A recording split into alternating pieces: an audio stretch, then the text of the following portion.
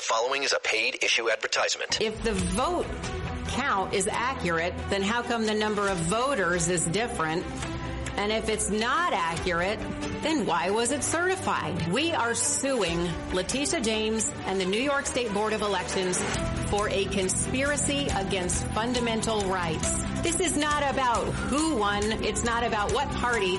It's about the fact that they don't care about your rights. Paid for by RealAmerica.vote, a DBA of New York Citizens Audit Civic Fund, Incorporated. Go to RealAmerica.vote. Listen, all you New Yorkers. Taxi! Okay, man, we're looking around. This is the 77 WABC minicast. John, I understand we have calling in now Senator Ron Johnson from Wisconsin. Let's go to Wisconsin now. From the great state of Wisconsin, we have Senator Ron Johnson, Middle America, common sense, one good friend, one smart guy. Well, Senator, I mean, there's a few things bothering you lately. Tell us about it. Well, John, hope you're doing well. Well, 2 weeks ago, we held a hearing and issued a report in my permanent subcommittee investigation. We've gotten 11 million pages from Bob Kennedy Jr. with his commitment to radical transparency, and we found in that 11 million pages is that the head of the FDA division that is in charge of vaccine approval and safety surveillance on March 1st of 2021, less than 3 months after the COVID injections got the emergency use authorization, he was briefed that the algorithm they were using to analyze the VAERS system, the Vaccine Adverse Event Reporting System, was going to hide the safety signals. He was told this. 26 days later, using a new analytic system, he was shown 49 cases of extreme masking and 29 safety signals, including sudden cardiac death, pulmonary infarction, Bell's palsy, different types of strokes, and they ignored it. He kept getting updates from the woman, Dr. Sharfman, who was trying to warn him about this, trying to warn the public. They shunned her off to the side. They ignored them, told her to cease and desist. So this is a major scandal that our federal officials who said they were going to, use VAERS and, survey these experimental vaccines, this gene therapy, watch it like a hawk, did the exact opposite. They knew these shots were causing sudden death, and they lied to the American public. They're still lying to the American public. It should be a major scandal, John, but not one major news outlet is covering it. I was actually scheduled to be on CNN last week in the afternoon show. I said in my report, they canceled the interview. So, again, this is being covered up by federal agencies. It's being covered up, obviously, by the vaccine manufacturers. It's being covered up by big media. Well, you're on big media right now. WABC is number one in the country, and we're telling this to the public. Now, tell us exactly again so people could understand exactly what happened. So the head of CBER, Peter Marks, was briefed on March 1st that the algorithm they would use to analyze VAERS was going to hide the safety signals of the new COVID injections. 26 days later, using a new algorithm, he was shown that the old algorithm had showed 49 cases of extreme masking, and now they can reveal 25 safety signals on adverse events, including sudden cardiac death, Bell's palsy, pulmonary infarction. They kept getting a report every month from their data mining expert, Dr. Sharfman.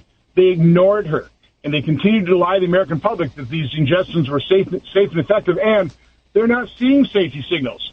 Peter Marks will say that to this day, even though he was shown them, he just closed his eye and lied to the American public. It's a major scandal. And listen, I appreciate that you are doing this on WABC. The network, TV news hasn't covered it.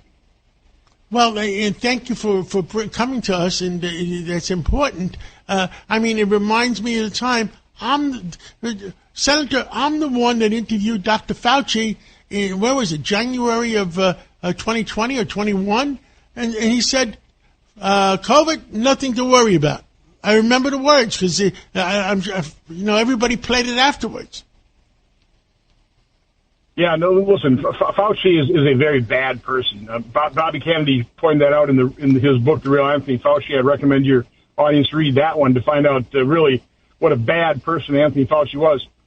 We were so misled during COVID. Our response to it was a miserable failure. The shutdowns destroyed people's lives, destroyed people's businesses, the masks, which they knew wouldn't work. And then, of course, they sabotage early treatment. I know ivermectin worked. The hydroxychloroquine, those things worked, but they sabotaged it because they wanted to push the injection. They wanted everybody to get not and just one. They made $1 zillion on the injections.